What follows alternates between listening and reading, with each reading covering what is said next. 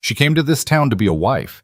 She stayed to save it from itself. Greta Falcon had 11 weeks to pay off a debt she didn't owe, in a town that didn't want her, beside a man who'd already half given up.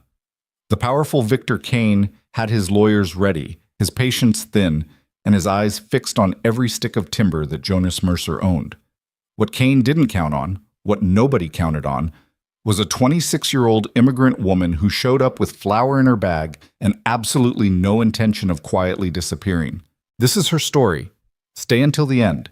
Hit that like button and drop the name of your city in the comments. I want to see how far this story travels. The stagecoach came into Quartz Ridge at 2:30 on a Thursday afternoon, and it arrived the way everything arrived in that town, kicking up dust, smelling faintly of misery, and announcing itself with a noise that made the horses tied outside Mercer's saloon shift nervously against their posts. Greta Falcon pressed her face to the scratched window glass and looked out at the town she was about to marry into. It wasn't much. A single main street that ran maybe 400 yards before it gave up and dissolved into scrubland. A hardware store with a sagging roof. A barber shop. A feed store. A dry goods merchant whose front window displayed 3 sun-bleached bolts of fabric and a hand-lettered sign that said, "Credit extended. God willing." A church at the far end of the street, white paint peeling in long strips like sunburned skin. And there, near the middle of everything, a 2-story building with a wooden sign that read Mercer's Saloon burned into a plank above the door, the letters uneven, the wood cracked along the grain. That was her destination. Greta sat back. The man across from her, a cattle buyer from somewhere east who'd talked for 3 hours straight about the price of beef, was watching her with the particular expression men used when they were preparing to offer unsolicited advice. "Quartz Ridge," he said, as if confirming something terrible. "Yes?" she said. "You got family here?" "A fiancé." He nodded slowly, the way a doctor nods when the diagnosis isn't good. "What does he do?" "He runs the saloon." The cattle buyer said nothing after that, which told her more than anything he might have said. Jonas Mercer was not waiting at the stage stop. This was not a surprise, exactly. He'd written in his last letter that he might be delayed, that Thursday afternoons got busy, that she should come directly to the saloon when she arrived and ask for him. But standing in the dust with her 2 bags and her hat box and the cattle buyer watching her from the window as the stage pulled away, Greta felt the particular loneliness of arriving somewhere new without anyone on the other end of it. She picked up her bags and walked. The street was quiet in that afternoon way of frontier towns. Most people inside, avoiding the heat, the saloon doing whatever business it did at this hour. A woman in a brown dress watched from the porch of the dry goods store, not unfriendly, not friendly either, just watching. 2 boys ran past, chasing a dog. An old man sat in a chair outside the barber shop with his hat over his face, either sleeping or doing a very good impression of it. She pushed through the doors of Mercer's saloon. The smell hit her first. Stale beer, sawdust, something underneath both of those that she couldn't name, but that suggested long years of accumulated dissatisfaction. The room was dim, the windows small and dirty. 4 tables, only 2 occupied. A long bar along the left wall with bottles arranged behind it, in no particular order. A man she didn't recognize was wiping the bar with a rag that wasn't doing much good. "I'm looking for Jonas Mercer," she said. The bartender looked up. He had a face built for skepticism. "He's in the back." "Can you tell him Greta Falcon is here?" Something shifted in the bartender's expression. A small recalibration, like he was adjusting his opinion of something. He set down the rag and disappeared through a door behind the bar. She stood there. One of the men at the occupied tables glanced at her, then back at his drink. The other didn't look up at all. Jonas came through the door 30 seconds later and stopped when he saw her. He was taller than she'd expected. She'd built a picture from his letters, which were careful and grammatically correct, and told her almost nothing about what he actually looked like. He was maybe 34, with dark hair that needed cutting, a jaw that needed shaving, and the look of a man who'd been carrying something heavy for so long that he'd forgotten it was supposed to feel heavy. His shirt was clean, at least. He was wearing an apron. "Greta," he said. "Jonas." He crossed the room and they shook hands, which was possibly the most awkward thing that had happened to her in the past year. and the past year had included emigrating from Bavaria with $42 and a letter from a matchmaking service. "I meant to be at the stage stop," he said. "It's fine." "It's not fine." He picked up one of her bags before she could stop him. "Come on, I'll show you the room." The room he'd prepared for her was on the second floor, above the saloon. It was small and clean, the bed made with what appeared to be military precision, a pitcher and basin on the dresser, a window that looked out over the back of the building toward a scrubby lot, and beyond that the edge of the territory stretching flat and enormous all the way to the mountains. "It's nice," she said. "It's not nice," Jonas said, "but it's the best I've got right now." She turned from the window. He was standing in the doorway with his arms at his sides, and she could see in the set of his shoulders something that she'd only half read in his letters, a defeat that had settled in so gradually he no longer noticed it was there. She'd come a long way. She'd made a decision. She was going to ask the question directly. "How bad is it?" she said. He blinked. "What?" "The debt. Your last letter was vague. I'd like to know how bad it actually is." Jonas was quiet for a moment. Then he came into the room, pulled the chair out from the small desk in the corner, and sat down. He folded his hands on the desk like a man about to confess something in a courtroom. 11 weeks, he said. "I owe Victor Kane $1,200.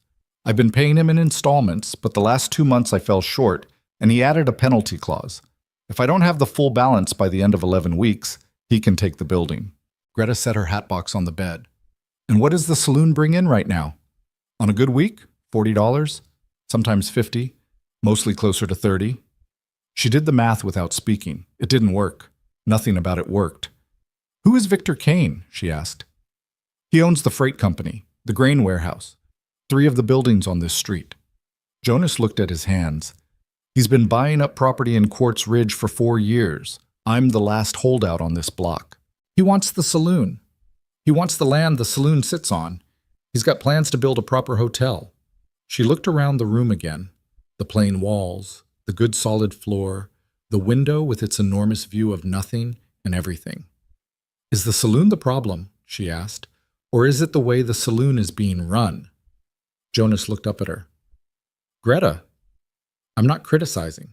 I'm asking a genuine question." He was quiet for a long time. "Both," he said finally. "Probably both." She spent the first 3 days watching. This was a habit she'd had since childhood. Her mother used to say that Greta looked at a room the way a cat looked at a room, taking inventory before committing to anything. She watched the saloon in the mornings when it was quiet and the bartender, whose name was Dale, she'd learned, Dale Hurst, 15 years with Jonas, loyal as a fence post and about as animated, mopped the floors and set out the day's supplies. She watched it in the afternoons when the first customers drifted in, mostly men from the rail crew working the line extension 3 miles east of town, dusty and tired and wanting something to numb the afternoon. She watched it in the evenings when it should have been busy and wasn't, when maybe a dozen men sat at the tables or the bar and drank with a kind of grim efficiency that had nothing to do with enjoyment. What she noticed in those 3 days was this: nobody talked much. Nobody laughed. The men came in, drank, went quiet, left. It was the least social saloon she'd ever been in, and she'd grown up in a village in Bavaria where the Gasthäuser were basically community living rooms where people argued about everything from crop rotation to local politics until 2 in the morning. There was nothing here, just drink and silence and the slow passage of time. On the 4th morning, she found the kitchen. It was a small room behind the bar, meant for basic food service. Jonas offered a limited menu, hard-boiled eggs and pickled things, and the occasional cold sandwich, but it had a proper iron stove, and tucked in the back corner under a canvas tarp, a wood-fired baking oven that someone had built into the back wall years ago and clearly hadn't used in a long time. She pulled the tarp off. The oven was solid, well-made, thick fire brick lining the inside. She opened the door and looked in. Some ash at the bottom, nothing else. "That doesn't work," Dale said from the doorway. "Why not?"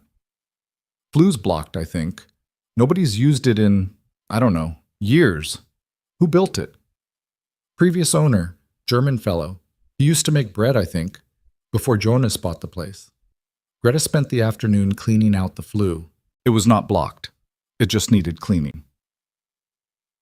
Boy. She talked to Jonas that evening after closing, when Dale had gone home and the last customer had shuffled out, and the saloon was quiet with that particular hollow quiet of a place that should have more people in it. She sat across from him at the bar and put her hands flat on the counter and said, "I want to bake bread." Jonas looked at her. "What?" "I want to use the back oven. I want to bake bread in the mornings and offer it with the meals. Real bread, not the hardtack thing Dale sets out." "Greta, I run a saloon. I know what you run. I'm telling you what I want to add to it." He rubbed his face with one hand. "That's not what people come here for." "What do they come here for?" "To drink. They come here because there's nowhere else to go," she said. "I've watched for 3 days. They don't come here happy. They come here because they're tired and the alternative is an empty bunk. That's not a saloon. That's a waiting room." Jonas said nothing.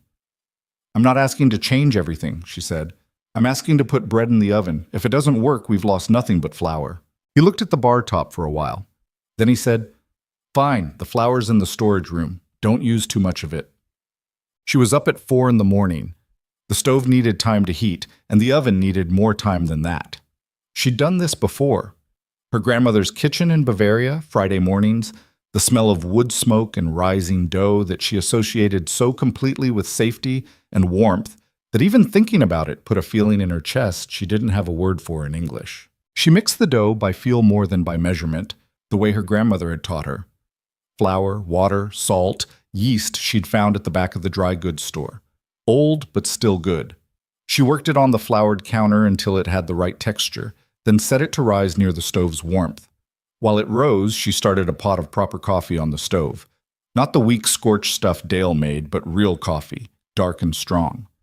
The first loaf went into the oven at 6. By 6:30, the smell had reached the front of the saloon. By 7, the smell had reached the street. Dale came in at 7:15, stopped just inside the door, and stood there with his head tilted like a dog that heard something unexpected. "That's bread," he said. "Yes," Greta said from behind the bar, where she was setting out cups. He came around the bar and looked into the kitchen. She watched him from the doorway. He was looking at the loaf she'd set to cool on the counter, golden brown, cracked along the top the way a good loaf cracked, still steaming. "Jonas know about this?" he asked. "He approved it last night." Dale turned back to look at her. His expression was still largely unreadable, but something in it had shifted slightly. The skepticism was still there, but it had been joined by something else. Curiosity, maybe. Or the early stages of being won over, which in men like Dale often looked identical to skepticism until the very last moment. "That's a good-looking loaf," he said, which from him might as well have been a standing ovation. The first people to come in for the bread were the rail workers. They arrived around 8, 6 of them, still dirty from the overnight shift, looking for somewhere warm to sit. They ordered coffee, and Dale pointed at the basket of sliced bread Greta had set on the bar and said gruffly, "That's fresh, if you want it." One of the workers reached out and took a piece without much thought, just habit. Food's there, you take it. He ate it standing at the bar. He stopped moving for a moment when he tasted it. Then he said to nobody in particular, "That's actual bread." It sounds like a small thing, but the way he said it, the particular quality of his voice, somewhere between surprise and something closer to homesickness, made one of the other workers turn around and reach for a piece without asking. By 8:30, the basket was empty, and Greta had put 2 more loaves in the oven. She charged 3 cents a slice, which was less than she probably should have, but she was more interested in getting people used to stopping in than she was in maximizing the margin on day 1. The rail workers sat at 2 of the tables. Usually men like that drank and left. Today they sat. One of them asked if there was anything hot. She'd started a pot of bean soup, thinking ahead, and she said it'd be ready by 9, which is what it was. 2 of the workers came back the next morning and brought 3 others. By the end of the first week, the morning rush, she'd started thinking of it that way, as a real thing, a rush, had grown to include the rail workers, a handful of men from the livestock pens on the south end of town, and on Saturday morning, a ranch woman named Helen Brody, who'd ridden in with her teenage son for supplies, and who walked past Mercer's saloon, stopped, came back, stood in the doorway for a moment, as if checking whether she was reading the situation correctly, and then came in. Helen Brody sat at the bar and ordered coffee and bread, and ate in the deliberate, appreciative way of someone who cooked for other people constantly and almost never had someone cook for them. She didn't say much, but when she left a nickel extra on the counter without being asked. Greta didn't say anything. She just put the nickel in the till. The following Saturday, Helen came back with her daughter. Purport, Jonas noticed. He'd have had to be actively trying not to notice. The mornings were louder, the till was heavier at the end of the week, and the kitchen, which he'd walked through 1,000 times without it mattering to him, now had something going on in it at all hours. He found her one Tuesday morning at 5:30, the oven already hot, Greta kneading a second batch of dough while the first sat rising. He stood in the doorway and watched her for a minute. "You're up early," he said. "Bread doesn't care what time it is," she said without turning around. He came in and stood at the counter. He watched her work. The way she moved was efficient and certain, no wasted motion, the dough responding to her hands like it was cooperating. "How much did we make last week?" he asked. "In the mornings? About $22. Bread, soup, coffee. Between Monday and Saturday. $22 was more than the evenings had brought in." Jonas was quiet for a moment. "Dale said you've been talking to the ranch families." "Some of them come in on market days," Greta said. "I told Helen Brody I could have fresh bread ready on Fridays if she wanted to buy a full loaf to take home." "And?" "She told her neighbor, and her neighbor told someone else." She turned around and looked at him directly. "Jonas, this building is warm in the morning and cold at night. The saloon business is night business, and right now you're losing the nights, but you could own the mornings." He looked at the loaves on the counter. He picked up a slice she'd set aside and ate it without ceremony. "It's good," he said. "I know it's good." A corner of his mouth moved, almost a smile, but not quite. He was a man who'd been almost smiling for so long that the full version had gotten rusty. "You're not what I expected," he said. "What did you expect?" He thought about it honestly, which she appreciated. "Someone quieter." "My letters were quiet," she said. "I had a lot of time to think on the journey. I don't write the way I talk." He looked at her for another moment, then looked away. "I'll tell Dale to give you whatever you need from the stock." "I already told him that myself," she said. He laughed at that, actually laughed, short and surprised, and it changed his face entirely, took 10 years off him, made him look like someone she might actually enjoy knowing. He covered it almost immediately, but she'd seen it. "Right," he said. "Of course you did." The boy showed up on a Wednesday. He was maybe 11, small for his age, wearing clothes that had been washed too many times, and a pair of boots that didn't match. One brown, one black, both too big. He stood outside the saloon door for a long time before he came in, and when he did come in, he walked directly to the bar and stood there and said, "I can work." Dale looked at him over the bar. "For what?" "For food," the boy said. Greta came out of the kitchen. She looked at the boy. His face was thin, not sick thin, but hungry thin, the particular look of someone who'd been managing on not quite enough for long enough that it had started to show. "What's your name?" she asked. "Eli Turner." "Where do you live, Eli Turner?" "The relay station." He said it flatly, the way kids said things they'd already made peace with. "Old Pete Harker lets me sleep there. He used to know my father." "Where's your father?" "Dead. Last year. Railroad accident." "Your mother?" "Before that." She looked at him for another moment. He looked back at her steadily, not with defiance exactly, but with the particular self-possession of a child who's learned that asking for things with your eyes down doesn't work. "Can you carry things without dropping them?" she asked. "Yes." "Can you follow instructions the first time?" "Mostly." She almost smiled at the honesty of that. "Come around back," she said. Dale watched this exchange without comment. When the boy had followed Greta into the kitchen, Dale turned back to his bar wiping and said to nobody in particular, "Lord help us." Eli turned out to be useful in the way that children are sometimes useful. Not skilled exactly, but quick and attentive and willing. She had him carry wood for the stove in the mornings, wash the bread pans, carry trays out to the tables. He worked without complaint and ate with the focused intensity of someone who understood food as something more than fuel. After the first week, she told him to come back Monday. He was there when she came downstairs at 4:30. "How did you know how to do that?" she asked. "Old Pete showed me," he said. "He heats the relay station the same way." She looked at him standing next to the stove in his mismatched boots, trying to look capable and mostly succeeding. Something tightened in her chest that she chose not to examine too closely. "The fire's a little too high," she said. "Turn the damper this way." He turned it. "Better," she said. "Now watch the dough and don't let it get too close to the heat."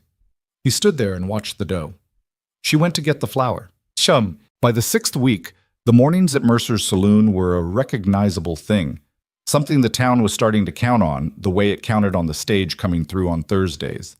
The rail crew came in shifts, the ranch families stopped on market days, and a handful of the town's regular residents, the school teacher, the blacksmith's wife, the man who ran the assay office, had developed the habit of stopping in before the day got going. The soup had expanded.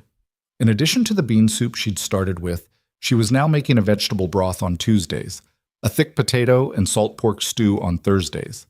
She'd found that if she kept the broth going on the back of the stove all day, the smell of it traveled out into the street, which was better advertising than anything you could put on a sign.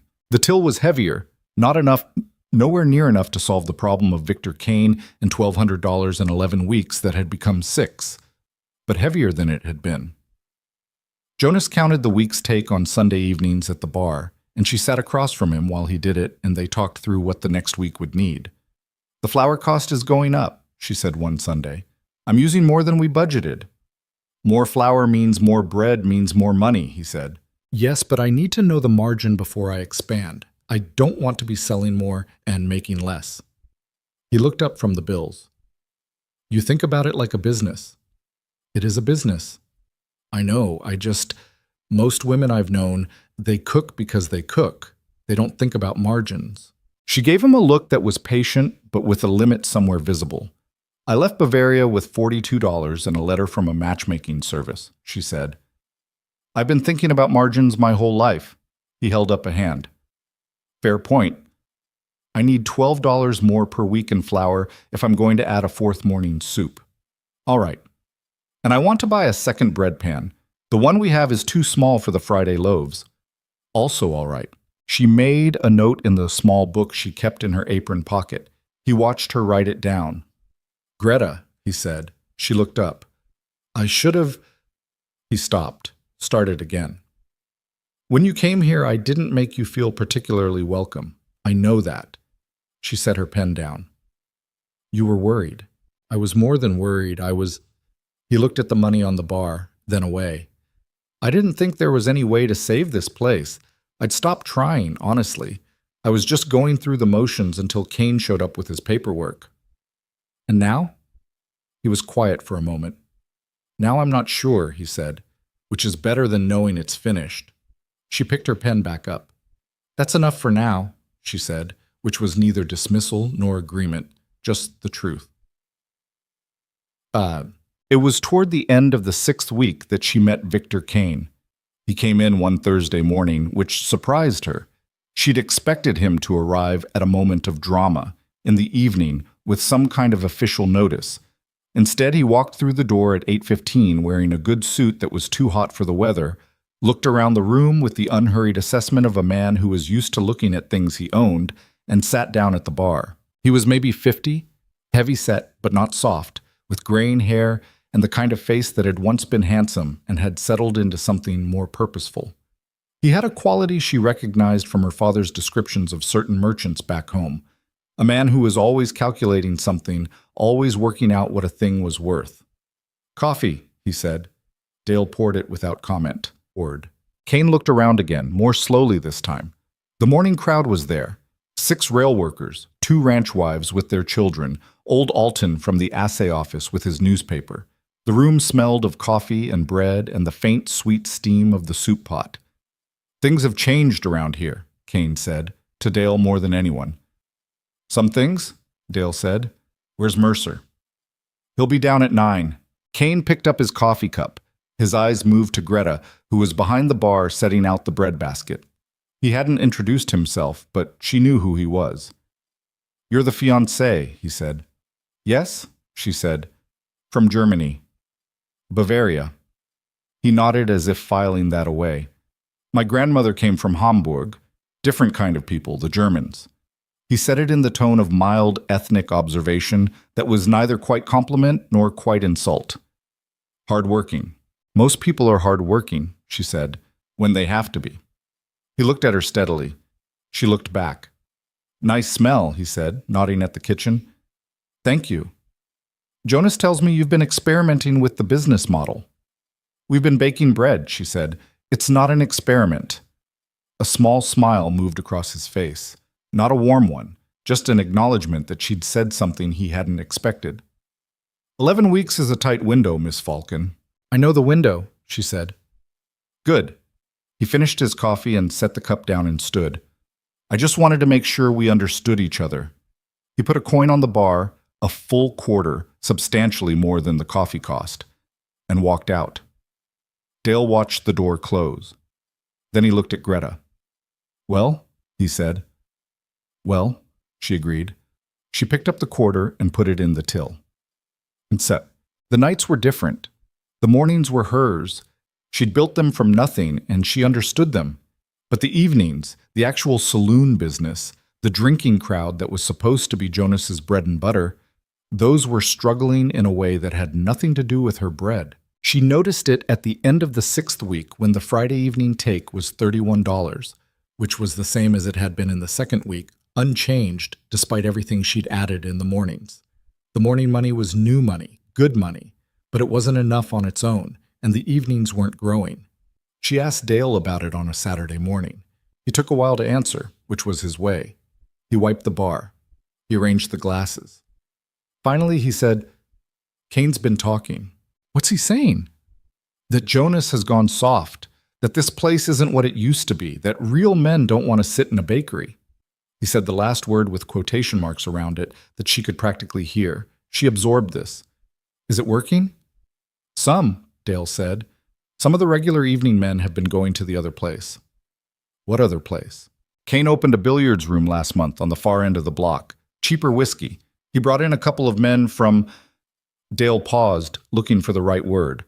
A couple of men from the kind of establishment that attracts other men. She understood. And you didn't tell me. Didn't want to worry you, Dale said, which was kind and also completely wrong. Dale, she said, I need to know everything that's happening, the worrying I can handle. What I can't handle is making decisions without information. He looked at her, that long, assessing look, and then nodded once. All right, he said. From now on. Good. She folded her dish towel. Now tell me the rest. He told her the rest. Jonas was in the back office when she found him that afternoon. He was looking at numbers. She could see from the door that he'd been going over the accounts, the ledger open in front of him, a glass of whiskey beside it that was more than half empty for mid-afternoon. She came in and sat across from him. You knew about the billiards room, she said. He didn't look up right away. Yes. How long? 3 weeks. She waited. I didn't know how to tell you, he said. You've been working so hard on the mornings, and it's been going well, and I didn't want to... He stopped. Ruin my mood? She said, not harshly. Something like that. She looked at the ledger. Even without reading it, she could see the shape of the problem. The numbers in the wrong column were thicker than the numbers in the right one. How much time do we actually have? She asked. At the current rate, we'll be short by maybe $300-400 when the deadline comes. $300 or $400 on top of whatever they had. $340 if it was 3, 400 and something if it was 4. Against the $1,200 total, against the morning income, against the evenings that weren't growing. She ran the numbers in her head the way she'd learned to run numbers, the way you learned when the stakes were real. It was possible, just barely possible, but only if something changed. We need the evenings to come back, she said. I know. And we need them to come back in a way Kane can't undercut by opening another room with cheaper whiskey. I know that too, he said. I just don't know how. She was quiet for a while. Outside, the afternoon light was shifting, the long shadows of early evening starting to reach across the floor. She was thinking about the oven. about the smell of bread that traveled down the street, about Helen Brody coming back the second Saturday with her daughter, about Eli Turner standing at the stove at 4:30 in the morning, watching the damper like it mattered. She was thinking about what she'd seen in this town in 6 weeks. Not the drinking men in the evenings, but the other things. The ranch wives who ate at the bar with the particular relief of someone getting a rest from their own kitchen. The rail workers who stayed an extra half hour because the soup was still hot and they didn't want to go back to camp. The school teacher who came in alone on Wednesday mornings and sat at the corner table and read for 40 minutes and didn't talk to anyone, just sat in the warmth and the smell of coffee and bread, and was, for 40 minutes, not lonely. She was thinking about what a town was actually starving for. "Jonas," she said. He looked up. "I want to talk about something bigger." He looked at her for a long moment. He looked at the ledger. He picked up his whiskey glass and then set it back down without drinking from it. "All right," he said. "All right," she said. And she told him what she was thinking. What Greta proposed was not complicated. That was the part Jonas kept coming back to afterward. How simple it actually was once she laid it out. She wanted to open the evenings to families, not replace the drinking crowd, not chase off the men who came in after a long day wanting a whiskey and somewhere to sit. Just add to it. Tables set up for families on Tuesday and Thursday evenings, proper meals at a proper price, the soup and bread she was already making extended into something more substantial. Stew, roasted potatoes, salt pork with greens when she could get them. "Kane's billiards room draws men who want to drink and gamble," she said. "We can't compete with that. We shouldn't try. But he's not offering anything for the families, the ranch wives, the workers with children, the people who want a hot meal and a table that isn't their own kitchen. There's nobody serving them." Jonas leaned back in his chair and looked at the ceiling for a while. Quartz Ridge has never had a family restaurant. "I know. People might not come." "They might not," she said. "But the women will. And where women go, families follow. And where families go, the town follows." He was quiet for a long moment. She could see him doing what she'd watched him do a dozen times in the past 6 weeks. The slow internal negotiation between the part of him that wanted to try and the part of him that had been burned enough times to be suspicious of wanting anything. "The evenings are already struggling," he said finally. "Yes, so the risk is limited." "That's one way to think about it." He looked at her. "What's your way?" "My way is that we have 5 weeks left and this is worth trying." She paused. "Jonas, I wouldn't suggest it if I didn't think it would work." He considered that.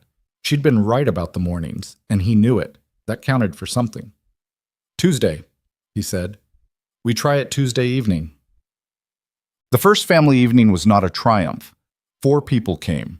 Eli's informal guardian, old Pete Harker, who was not technically a family but had nowhere else to be on a Tuesday, and the Brody family, Helen and her husband Frank and their 2 children, who arrived punctually at 6 and sat at the table Greta had set near the window with a checked cloth she'd bought at the dry goods store that afternoon.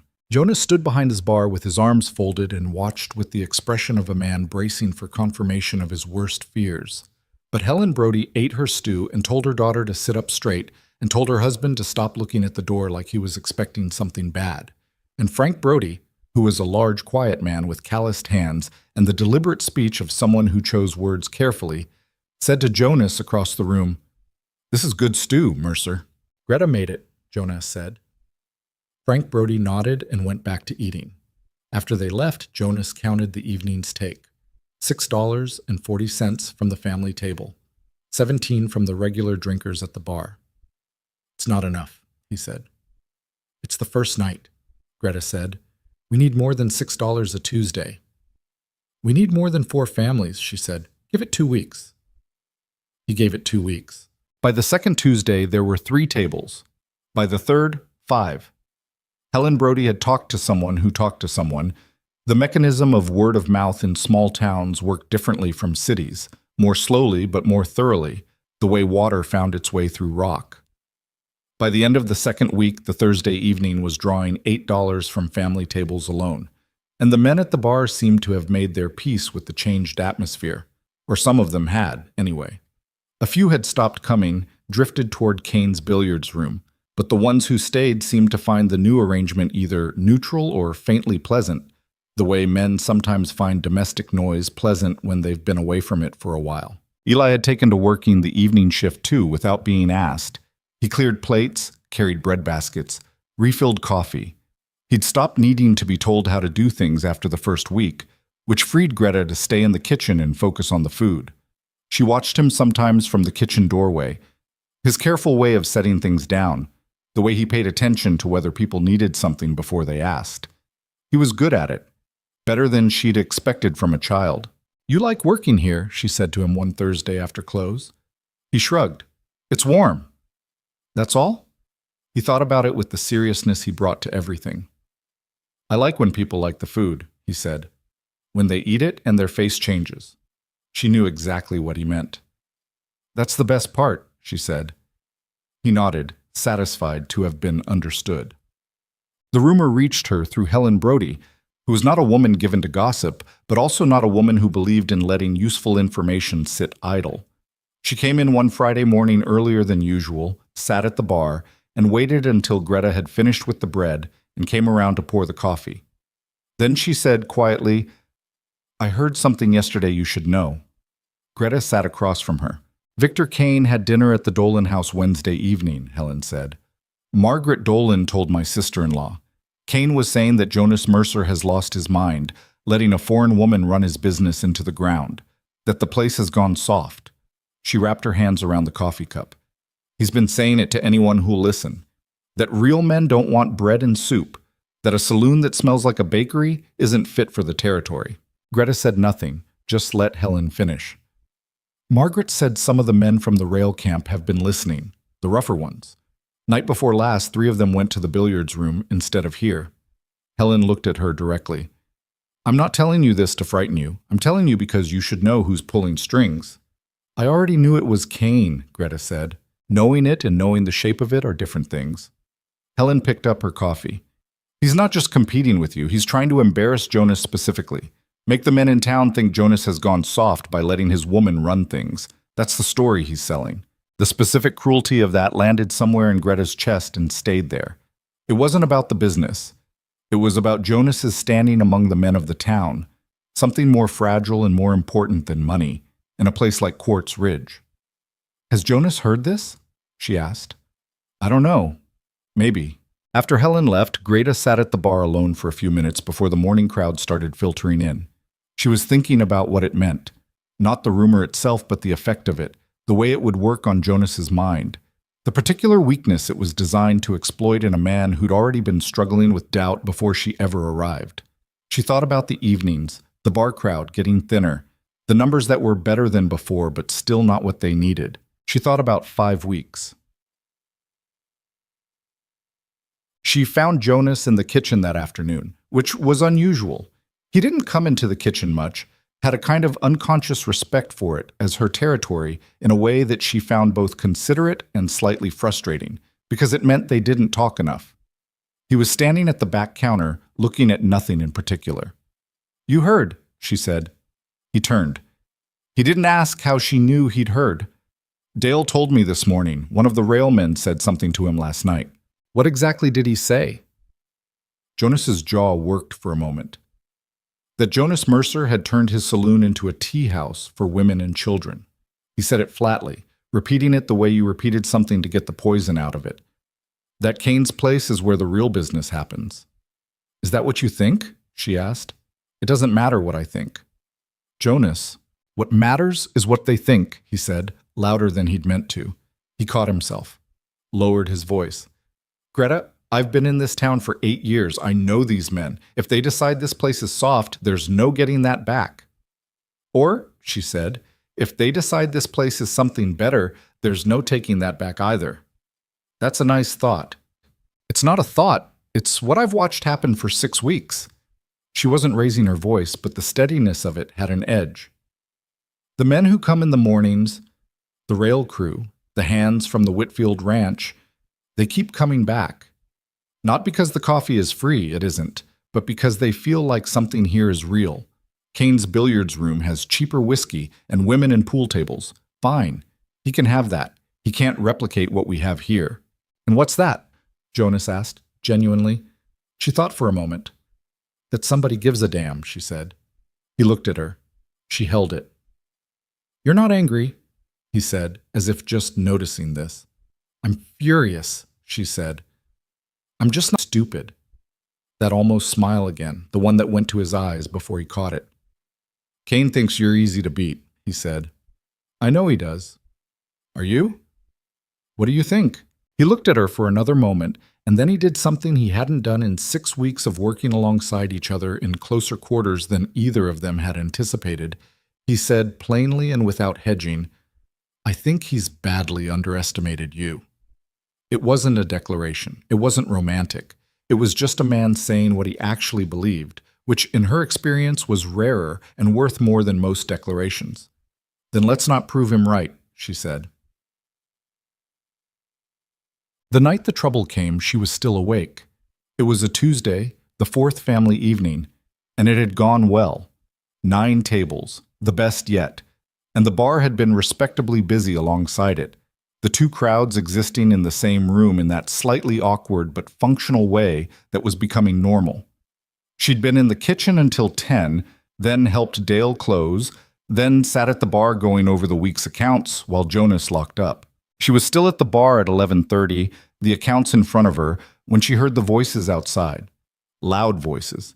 Men who'd had enough to drink to stop caring about volume. She recognized one of the voices, a man named Creed, who worked the rail camp and had been a regular in the first weeks before Cain's billiards room opened, one of the ones who'd drifted away. She didn't recognize the others. Jonas came downstairs at the noise. He and Greta stood at the window and looked out. 4 men on the porch, not trying to come in, just standing there, talking loudly about the place in terms that weren't polite, making a performance of it for each other the way drunk men did when they wanted an audience, even if the audience was just themselves. They'll move on, Jonas said.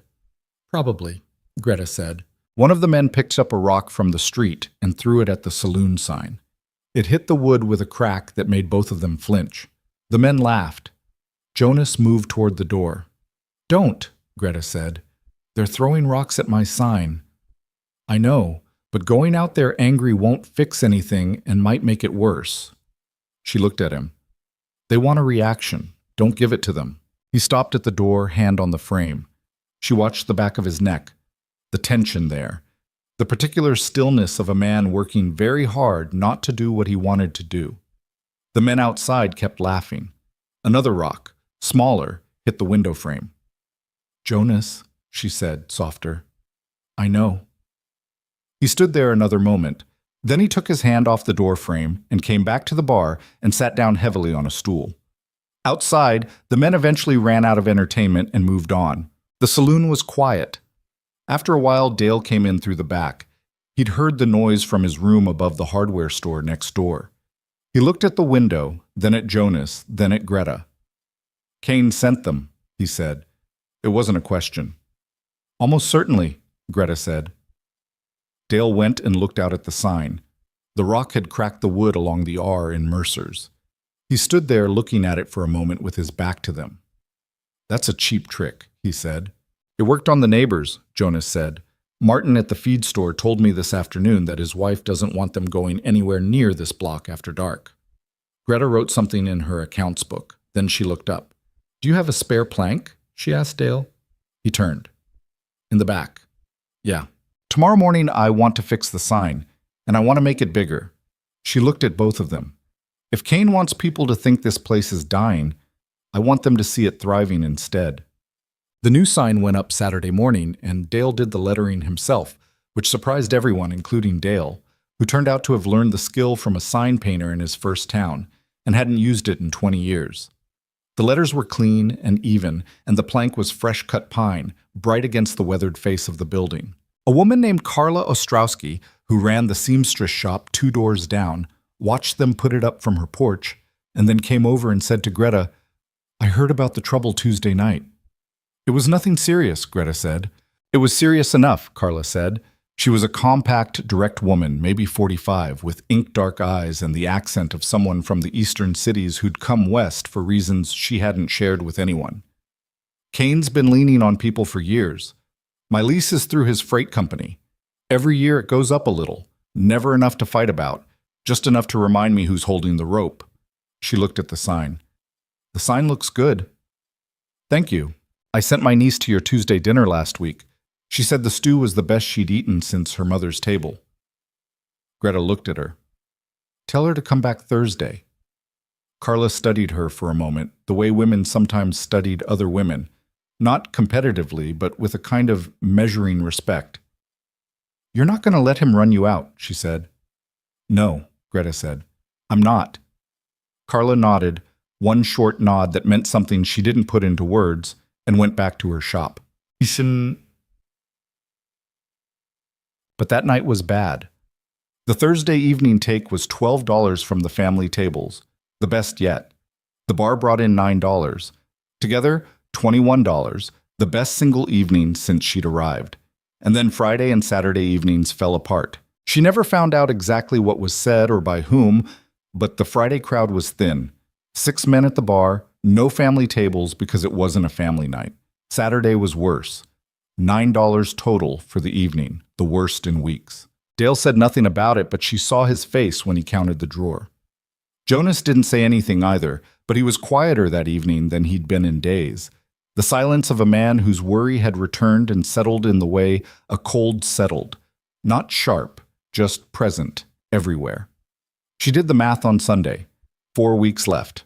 At the current rate, they'd be short by more than she'd told herself, closer to $500 short. She sat with that number for a while. She'd been honest with herself from the beginning about what this was.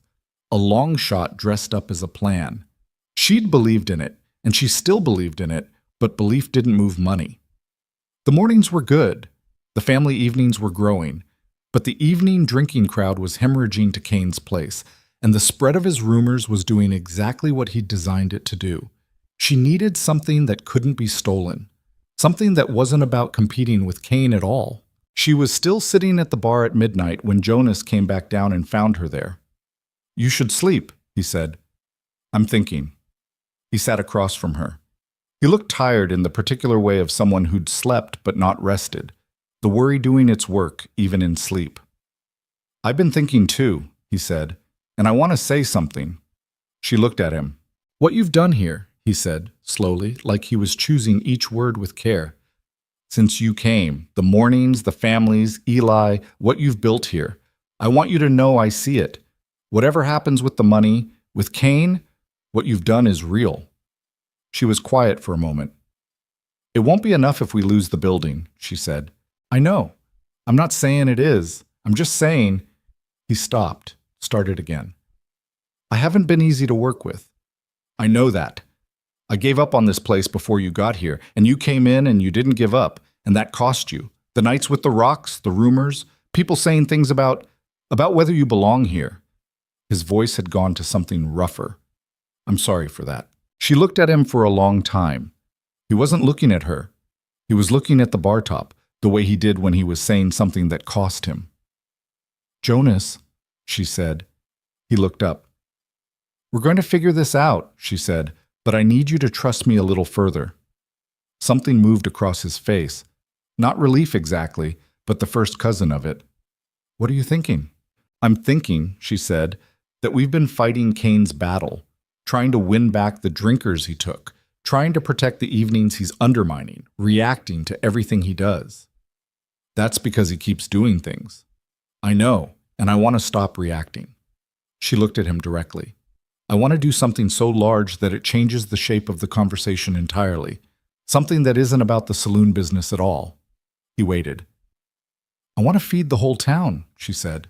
He stared at her. One meal, she said. The biggest community supper Quartz Ridge has ever seen. Free. Not to drive business, just to give people something. To show them what this place actually is. She paused. And I want to do it in the last few days before the deadline. The silence between them was long.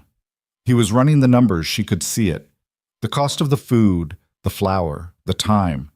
And underneath the numbers, the larger question of whether it made any sense at all. That'll cost money we don't have, he said. I know. We can't afford to feed the whole town. No, she said, not alone. He looked at her steadily, working it out. You're going to ask people to help, he said. I'm going to let people decide if they want to be part of something, she said. There's a difference.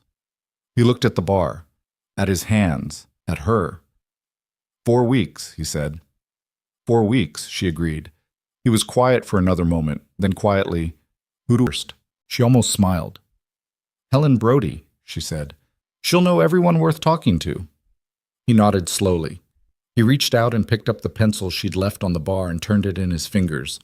Just the small, unconscious motion of a man who was starting to think forward again instead of backward. It was small, but she saw it. Helen Brody arrived Monday morning before the bread was out of the oven. Greta had sent word through Eli, a folded note delivered to the Brody Ranch at sundown Sunday. Nothing elaborate, just, I need to talk to you, Monday morning if you can. Bring Frank if he's willing. Helen came alone, which was fine. Frank was a man who acted on what Helen decided, and Helen was the one who needed convincing. She sat at the bar and listened while Greta laid it out. The community supper, 2 days before the debt deadline. Free to anyone who came. Not a fundraiser, not a sales pitch, just food and people and the largest table Quartz Ridge had ever sat down to. Helen was quiet through all of it. She drank her coffee. She turned the cup in her hands. When Greta finished, Helen said, Where does the food come from? I'll buy what I can. The rest I'm hoping people will contribute. Hoping, Helen said. Yes. And if they don't, then we feed fewer people. But I don't think that's what happens. Greta looked at her steadily. You know this town better than I do. You know what it's been missing. I've been here 8 weeks, and even I can see it. People here are tired of being separate from each other. Kane has spent 4 years making sure of that, keeping people divided, making the men feel like solidarity is weakness. One big meal won't undo 4 years, but it might remind people what it felt like before. Helen set her cup down. Victor Kane is going to hear about this the minute the first person talks. I know. And he'll find a way to interfere. Probably. Helen looked at her with that measuring expression she'd worn the first morning she walked in. You're not scared of him. I'm scared of losing the building, Greta said honestly. I'm not scared of him personally. There's a difference. Something shifted in Helen's face, a decision being made somewhere behind the eyes. She picked up her cup, finished the coffee, and set it back down with the finality of a woman who'd made up her mind. I'll bring flour, she said. Frank's been holding 2 50-pound sacks he bought from the last grain shipment before Kane raised his warehouse prices. We've been stretching it. You can have one. Greta felt something loosen in her chest. Thank you. Don't thank me yet. I'll talk to Margaret Whitfield and the Cassidy women. Between us, we can probably cover the vegetables and some of the salt pork. Helen stood and pulled on her gloves.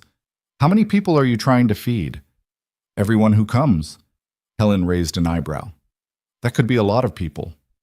I know, Greta said. I'm counting on it.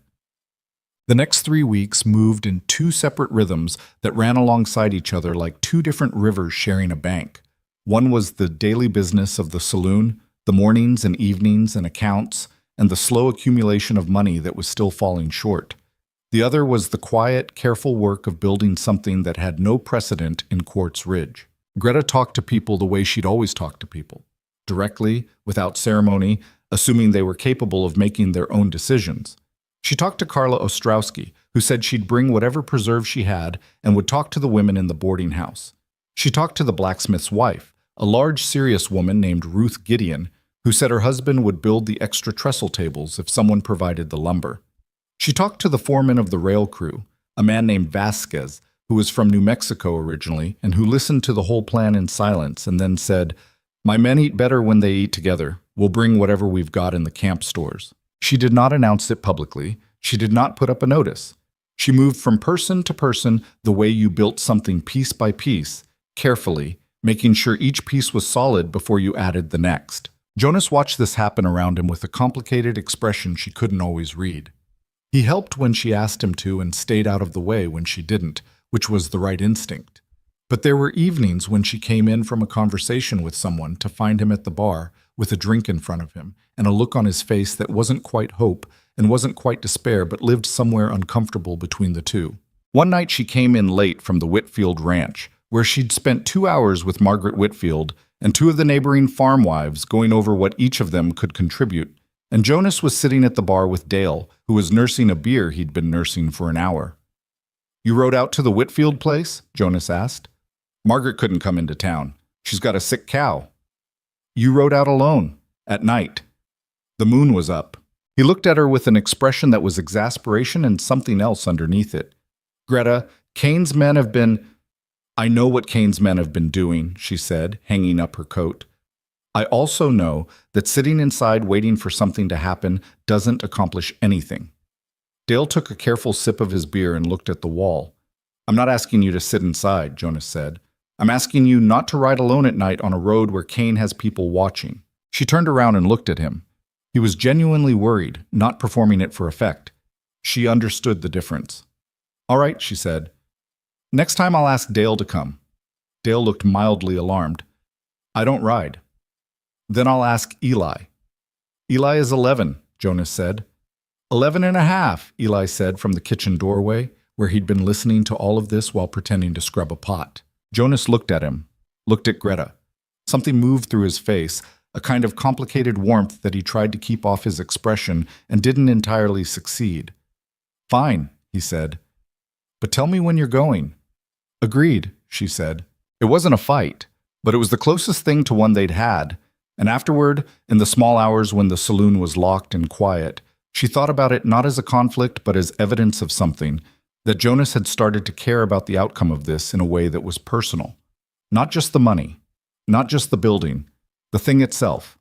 That mattered. With 10 days to the deadline, Kane made his move. It came in the form of a letter delivered to Jonas's hand by a man in a clean coat who arrived at 9 in the morning, waited while Jonas read it, and then left without saying a word. Jonas came to the kitchen with the letter open in his hand. Greta was in the middle of the second bread batch, but she looked up when she saw his face. "What is it?" He put the letter on the flour-dusted counter. She read it without touching it, leaning over it the way you read something you didn't want to pick up. It was from Kane's lawyer. Formally worded, dense with legal language she had to work through. The substance of it was this. Kane had become aware of plans for a public gathering at Mercer's Saloon within the next 2 weeks. He wished to remind Jonas Mercer that under the terms of the existing loan agreement, any commercial event held on the property required advance written notice to the lender. Failure to provide such notice could be construed as a breach of contract, entitling the lender to accelerate the debt collection timeline. Greta straightened up. "Can he do that?" she asked. "I don't know." Jonas's voice was flat. "Probably not. But by the time I find out for certain, the deadline will have passed." "Do you have a copy of the original loan agreement?" "In the office." They spent an hour going through the papers in Jonas's office, which was a small room behind the bar that she'd never been in before. A desk buried under 8 years of accumulated paperwork, receipts, and invoices, and letters filed in no particular order in a wooden crate that had been pushed under the desk. The loan agreement was at the bottom of the crate, wrinkled and coffee-stained at one corner. She read through it carefully. Her English was good, better than most people expected, given the accent she still carried. But legal language was its own kind of English, and she took her time. "Here," she said, finding the relevant clause. She read it aloud. "Any commercial event defined as an event for which admission is charged or which is primarily organized for the purpose of generating revenue." She looked up. "If we're not charging admission, and the supper isn't primarily for revenue, if it's a community meal free to everyone, it doesn't meet the definition." Jonas read it himself, twice. Kane's lawyer might argue it differently. Kane's lawyer can argue whatever he wants. The contract says what it says. She set the paper down. "We send a written notice anyway. Today. We describe it exactly as what it is, but a free community meal, no admission charged, not a commercial event. We put it in writing, and we send it before the end of business today." "That's—" Jonas stopped. "You've done this kind of thing before." "I've dealt with people who use paperwork to scare other people before," she said. "It's a different thing." He looked at her over the desk, through the small window of afternoon light that came through the room's single high window.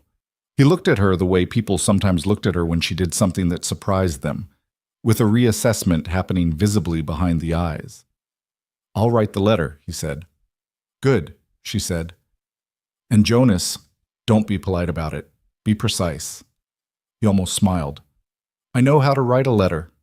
I know you do. I've read your letters. They're very polite. He wrote the letter. It was precise. The letter went out that afternoon. There was no response from Kane, which was either good or meant he was. She didn't have time to worry about it. 8 days out, the preparations had taken on a momentum of their own that was both encouraging and slightly terrifying, the way large things sometimes had momentum that exceeded your ability to control them. Helen Brody had mobilized the ranch women more effectively than Greta had dared hope. By midweek, she had commitments from 11 families: flour, preserved vegetables, smoked meats, potatoes by the sack, dried beans, butter, eggs.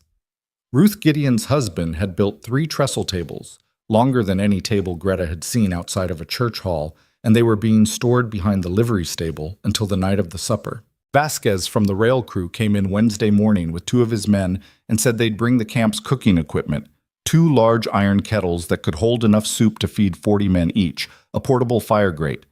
They set it up in the back lot to make sure it fit, then broke it down again and promised to have it back the night before.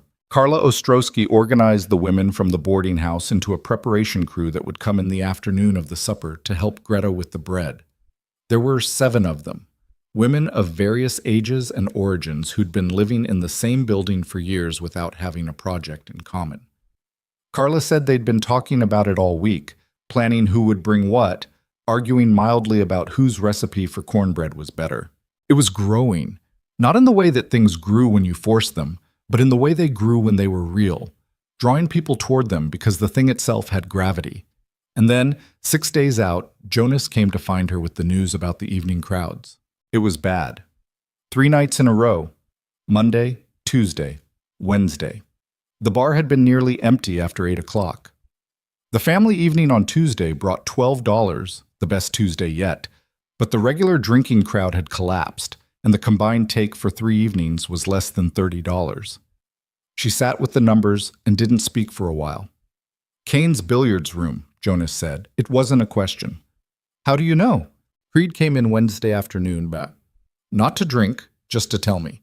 He said Kane's been buying rounds. Free whiskey from 7 to 8 every evening this week. He's doing it deliberately. Free whiskey. Subsidizing his own bar to drain hers for the week before the deadline. The math of it was ugly. Kane could absorb the cost indefinitely, and Jonas couldn't match it, and both of them knew it. He's not trying to win the evenings, Greta said slowly. He's trying to run out our last week of income before the deadline. Yes, she did the calculation. With 3 empty evenings and 3 days to go until the supper, they were going to fall short by more than she'd projected. Even if the supper went exactly as she hoped, even if people came and brought food and the whole thing was everything she'd built it up to be, the money question wasn't solved by a free meal. The money question was $1,200 by a specific date, and they didn't have it, and nothing about the supper changed that arithmetic. She sat with this for a long time. Jonas sat across from her and didn't try to fill the silence, which she was grateful for. Finally, she said, "What does the supper need to be?" He looked at her carefully. "What do you mean?" "I mean, I've been thinking about this as a community event, a way to show people what this place is, build goodwill, push back against Kane's narrative." She paused. "But the money problem is still the money problem." "Yes. So either we solve it separately, or—" She stopped. He waited. Something was assembling itself in her mind. She could feel it the way you felt a structure taking shape, not planned exactly, more like recognized. She'd been thinking about the supper as a gesture, as a statement, as a way of fighting Kane on different ground. But maybe that was still thinking too small. Maybe the supper wasn't a gesture at all. "What if the supper is where the answer lives?" she said. "You're not making sense." "I know. I'm still thinking." She drummed her fingers on the bar, once. Kane's power in this town comes from people being separate from each other. He keeps people divided, the workers from the families from the merchants, everyone from everyone else. Because divided people can't organize, can't push back, can't decide together what they want. That's true. So the supper puts them all in the same room. She looked at Jonas. Everyone. The rail workers, the ranch families, the merchants, the miners from the Western claims. Everyone who's been living in the same town for years without a single thing that belongs to all of them. And And when they're all in the same room, they'll see what Cain is trying to take from them, not just your saloon, the one place that's been trying to be something for all of them. Jonas was quiet. I'm not going to plan what happens next, she said. I can't plan that. But I'm going to make the supper as real as I can make it. And I'm going to trust that people who can see something clearly will make a decision about it. That's a lot of trust, he said. I know. She met his eyes. Do you trust them? He thought about it honestly. She could always tell when he was being honest because the answer took longer. Some of them, he said. Helen Brody, Vasquez, Old Pete, Carla. He paused. Ruth Gideon's husband, the school teacher. He paused again. More than I thought I did. Then that's enough to start. The 2 days before the supper were the hardest physical work of her life, and she'd grown up on a farm. The bread alone was staggering. She'd committed to enough for the entire town, which meant 200 people if the worst happened, and everyone showed up, which she was now simultaneously hoping for and quietly dreading from a logistics standpoint. She started 4 days out, baking in every available window of time, building a stockpile wrapped in cloth and stored in the cool of the storage room. Eli was there every morning at 4:30 without fail, stoking the fire, watching the dough, carrying, washing, stacking. He didn't talk much during those early mornings, but his presence was steady in a way that had stopped feeling like a child helping and started feeling like a genuine partner. You know what this supper is for? She asked him on the second morning, the bread going in for its 6th batch in 2 days. To feed people, he said. Yes. And? He thought about it. So they remember what it's like when someone does that. She looked at him. He was watching the oven with his arms folded, the way he'd started doing, mimicking, probably, something he'd seen her do, but also genuinely attending. Exactly, she said. He nodded, satisfied. Carla Ostrowski arrived with her boarding house crew on the afternoon of the day before the supper. 7 women with flour-dusted aprons and strong opinions about cornbread who filled the kitchen with noise and the particular productive chaos of people who knew what they were doing and were doing it together. Greta directed them with clear instructions and got out of their way when the instructions had been understood, which was the only way to work with capable people. Vasquez's men set up the kettles in the back lot and had a fire going by mid-afternoon, the soup bones and beans already in, and the smell rolling out into the street by evening. Jonas spent the day moving tables, organizing the room, doing the physical work of preparation with a focused efficiency she hadn't seen in him before. He was good at it, stronger than he looked, and methodical, the kind of man who measured twice before he moved anything. By evening, the saloon's main room had been transformed. The tables rearranged into long rows, 3 of Gideon's trestle tables added alongside, candles set out, the bar cleared to serve as a food station. At 9 that night, when the work had reached a stopping point, everyone left, and it was just Jonas and Greta and the 2 remaining hours of the night. She sat on the bar and looked at the room. It looked right. Not beautiful exactly. It was still a frontier saloon with rough walls and sawdust floors, and the permanent smell of old beer soaked into the wood. But there were 60 places set at tables, and more would be added in the morning, and the room had a feeling she'd felt before in places where something real was about to happen. Jonas came and stood next to her, looking at it too. Tomorrow, he said. Tomorrow, she agreed. He was quiet for a moment. I want to say something. She waited. Whatever happens, he said, whatever Cain does, whatever the money does or doesn't work out to. He stopped, gathered himself. You came here and you didn't give up on something I'd already given up on. I don't know what that's worth, but I know it's worth something. She looked at him. He was looking at the room, not at her. The set of tables, the candles not yet lit, the space that would be full tomorrow and might change everything or might not. Jonas, she said. He looked at her. After tomorrow, she said, we'll have time to say everything that needs saying. She held his gaze. Let's get through it first. He nodded, not disappointed, something closer to settled. She reached behind the bar and found the bottle of whiskey she'd been saving for something she couldn't name yet, poured 2 small glasses. They sat on bar stools in the empty, set-table room and drank without speaking. Outside, the night was enormous and the town was quiet, and the deadline was 36 hours away. She thought about all the people who had said yes. Helen with her flour, Vasquez with his kettles, Carla with her crew, Ruth Gideon's husband with his tables, Eli at 4:30 every morning, all of them choosing this. Choosing to say that this building and the woman who'd walked into it 8 weeks ago with $42 and no certain welcome were worth the effort of showing up. She hadn't let herself feel that until right now. She felt it now. Set it down again, carefully. Tomorrow, she thought. Tomorrow. Then she poured the whiskey down, set the glass on the bar, and went to check on the bread. The morning of the supper, Greta burned the first batch of bread. Not badly. Not ruined, just darker than she wanted along the bottom crust. The kind of thing that happened when you'd been awake since 3 and your attention drifted for 6 minutes. She caught it, pulled it, set the loaves aside. They were fine, edible. But she stood there looking at them for a moment with a feeling that had nothing to do with bread. The particular unsteadiness of a person who has built something large and is standing at the edge of the day when it either holds or doesn't. Eli was at the stove behind her. He looked at the loaves.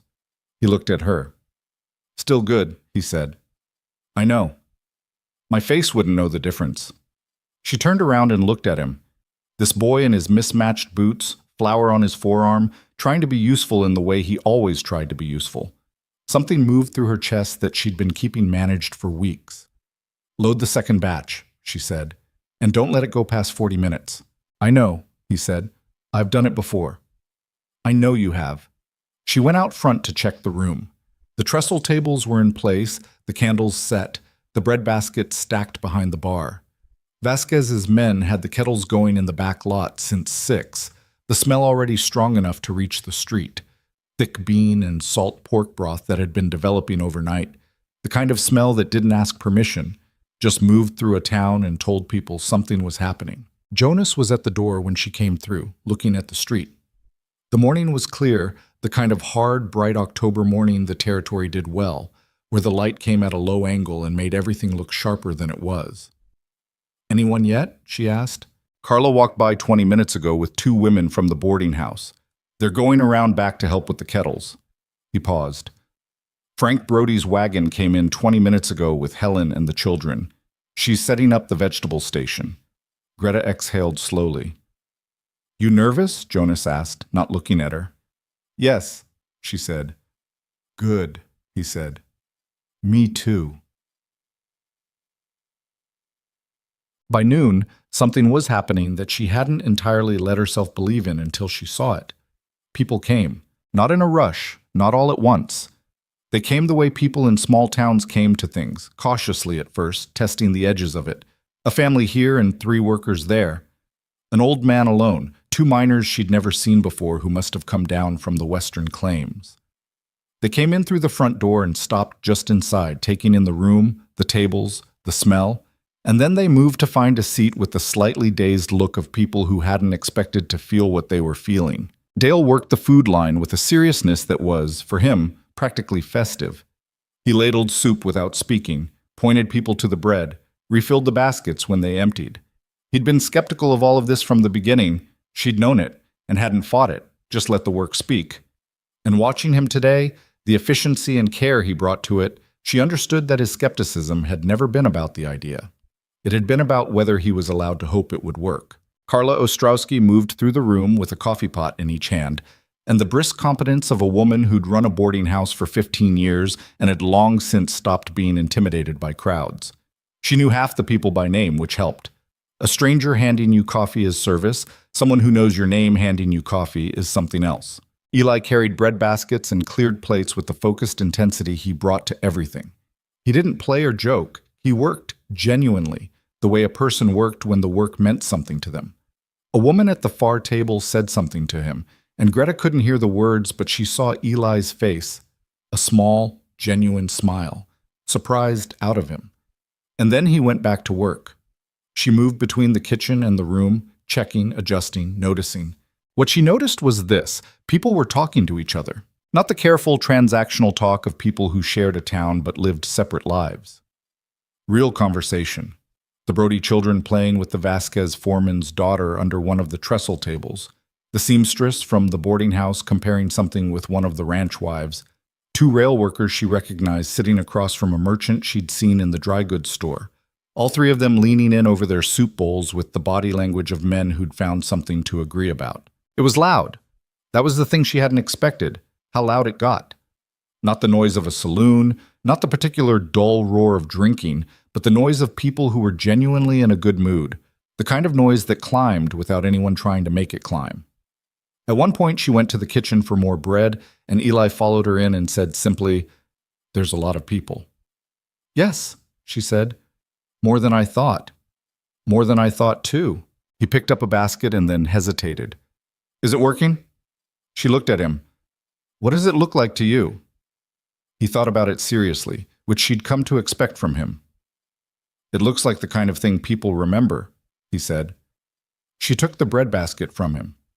"Then it's working," she said. "Go, Chutton." Victor Kane arrived at 2 in the afternoon. She saw him from across the room. The good suit, the measured walk, the way he paused at the door long enough to take inventory.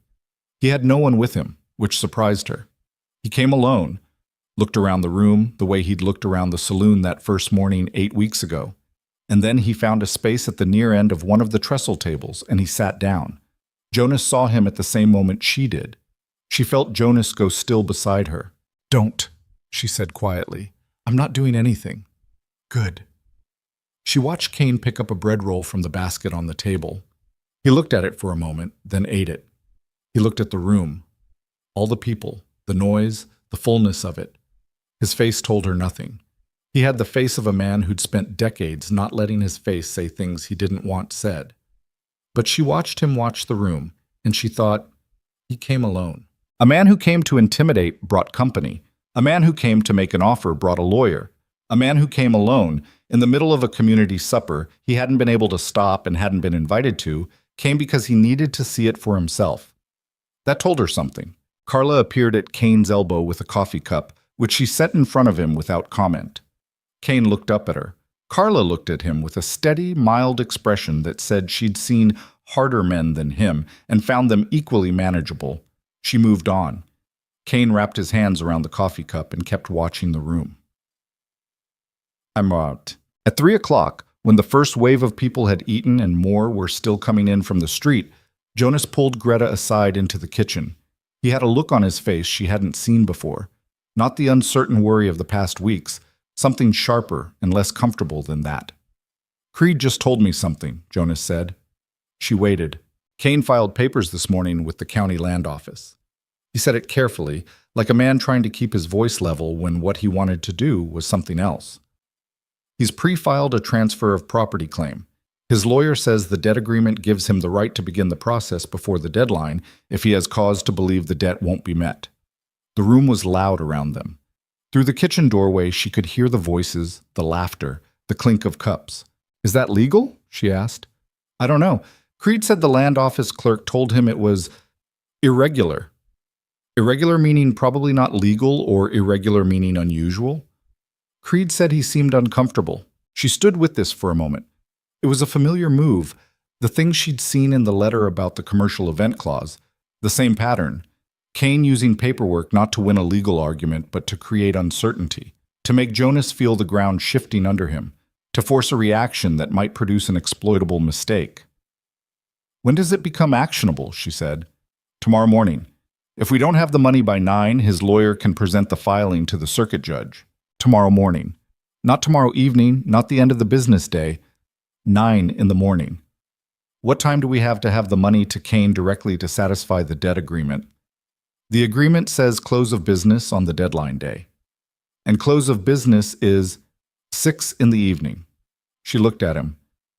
"Then the land office filing is an intimidation tactic. If we satisfy the debt by 6 tomorrow evening, the filing is void.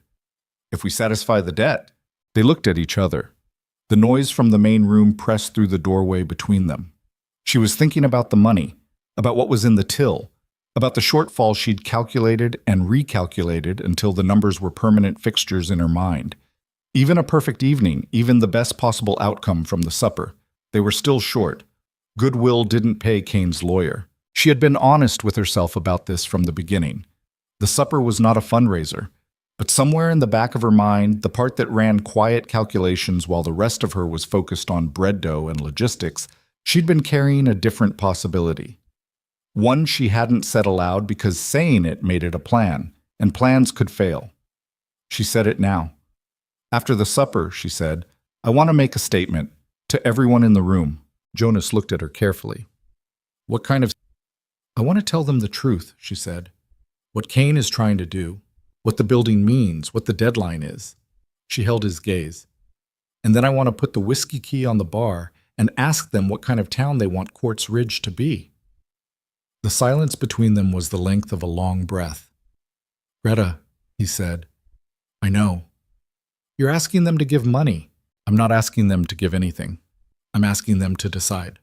She paused. "There's a difference, Jonas. You know there is."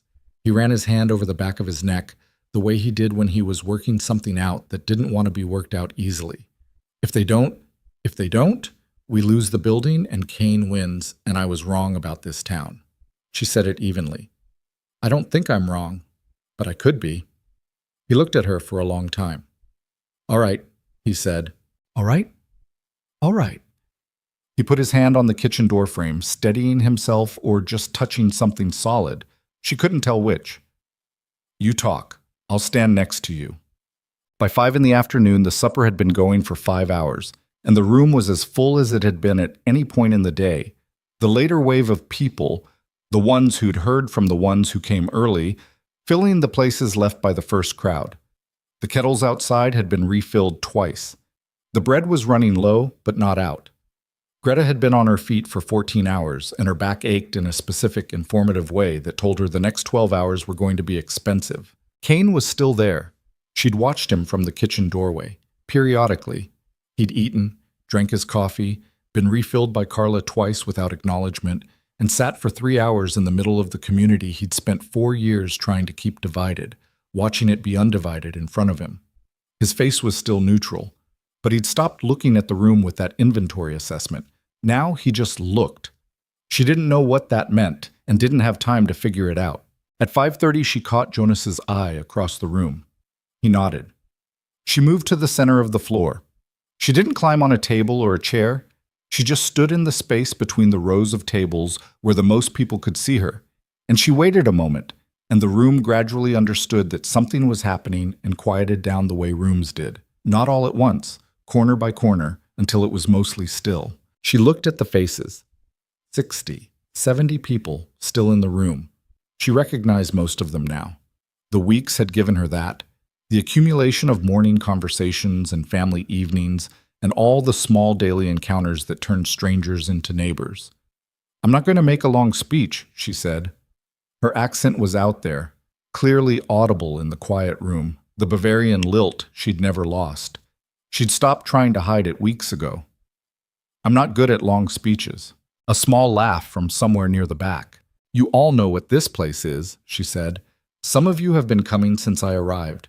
Some of you came today for the first time. Either way, you've seen what we've been trying to build here." She paused. "I want to tell you something that you may already know or may have heard pieces of. Victor Kane holds a debt against this building. The deadline to pay that debt is tomorrow. If we don't have the full amount by 6 tomorrow evening, he takes the property." The room was very quiet. She didn't look at Kane. She focused on the faces she knew. Helen Brody at the far table, Frank's large hand resting near hers. Vasquez, arms folded, watching from near the wall. Carla, coffee pot still in hand, still as a post. Old Pete with Eli standing beside him, the boy serious and attentive. "I'm not going to tell you what to do with that information," she said.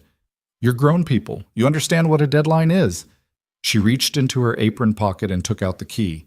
The saloon's whiskey cabinet key, the thing that unlocked the good stock Jonas kept behind the bar. She held it up so the room could see it. Then she walked to the bar and set it down on the counter, on top of the empty bread basket. "The whiskey is locked," she said. "The food is here. The choice is yours." She looked at the room. "Whatever you decide. Thank you for coming today. This is the best day this building has ever had. I know that, and Jonas knows it, and that's true whether or not anything else happens." She stepped back. The silence held. It was the longest silence she'd experienced since arriving in Quartz Ridge. Maybe since arriving in America. It had weight in it.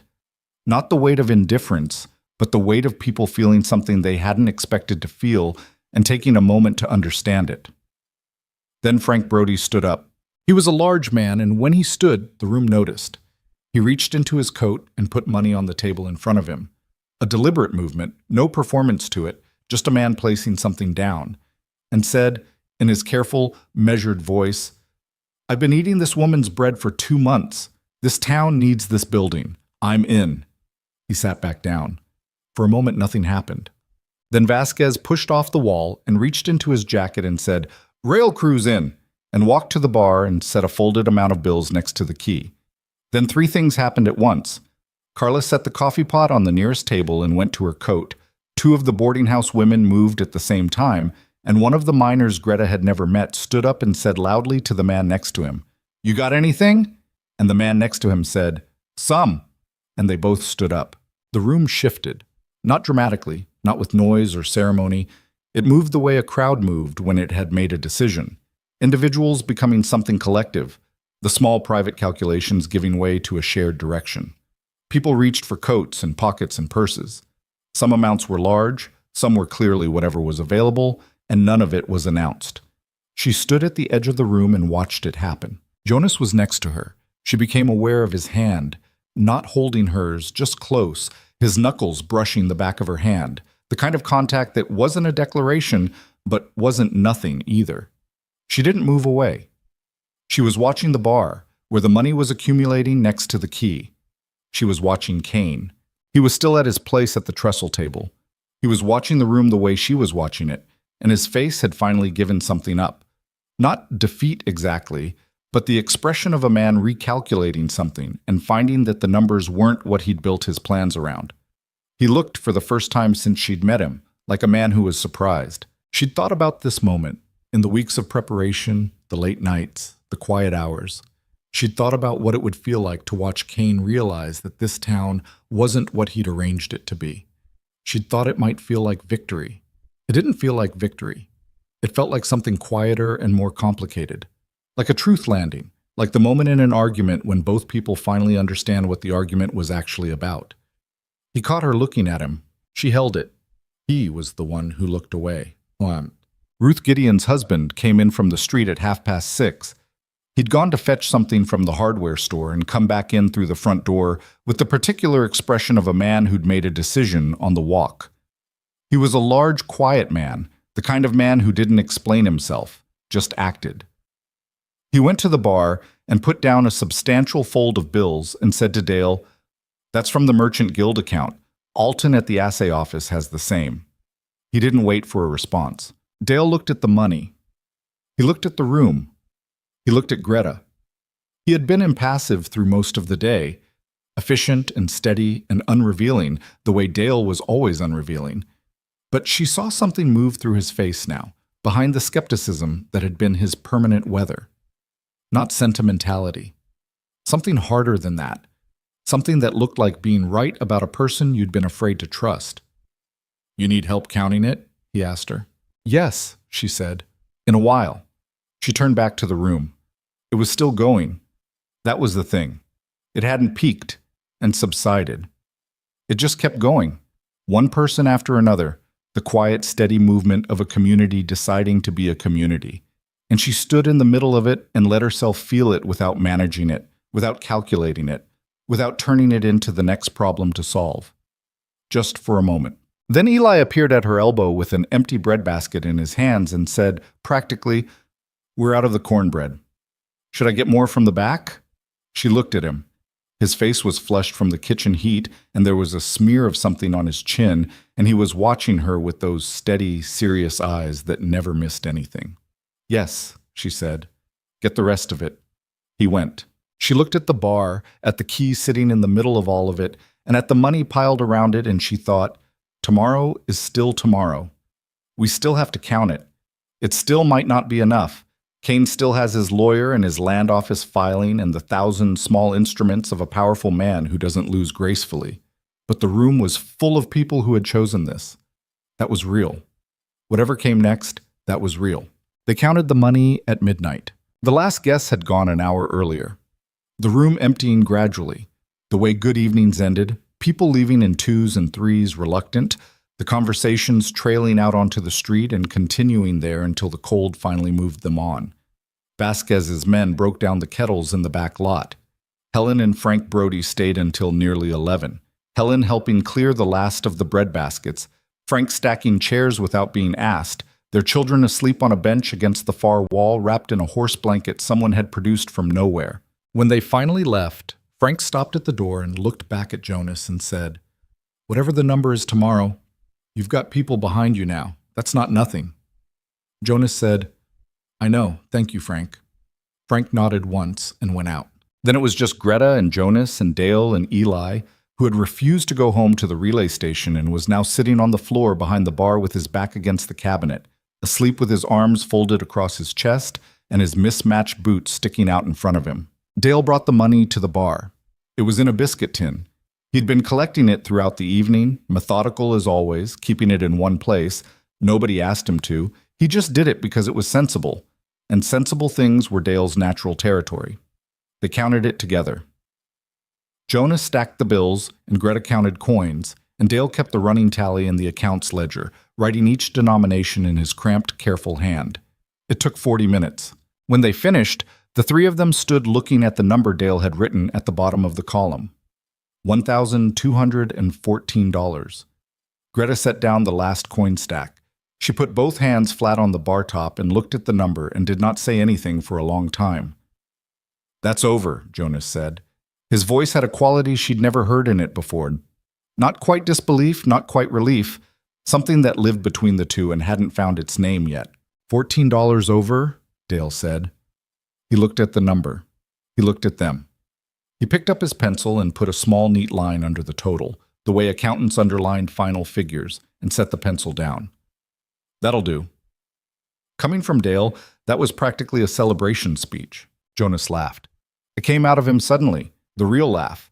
Not the surprised half-laugh she'd glimpsed in those early weeks. The full version, unprepared.